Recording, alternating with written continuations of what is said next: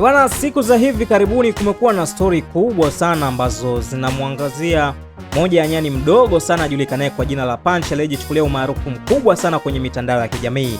Punch alizaliwa nchini Japan, lakini tangu mwanzo wa maisha yake alikumbana na changamoto baada ya kukataliwa na mama yake mzazi, na ni muda mfupi tu baada ya kuzaliwa, jambo lililomfanya alelewe chini ya uangalizi wa wasimamizi wa zoo badala ya malezi ya mama yake mzazi.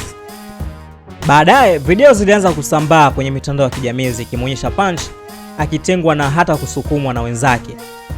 Yaani Punch alikuwa akisukumwa na akitengwa na nyani wenzake, hali iliyogusa mioyo ya watu wengi sana. Kutokana na changamoto hizo, alihamishwa na kupelekwa kwenye zoo nyingine ili akaanze maisha mapya na kundi jingine.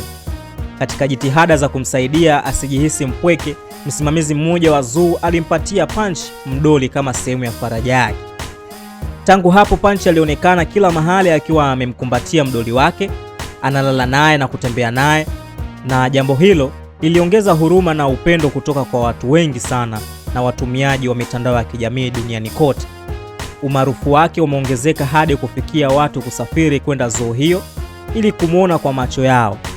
Wengi wao wameeleza kuguswa na simulizi yake, wakiona kama ishara ya ustahimilivu na matumaini licha ya kukataliwa, na hivyo kumfanya Punch kuwa miongoni mwa wanyama wanaozungumzwa zaidi kwenye mitandao ya kijamii kwa sasa.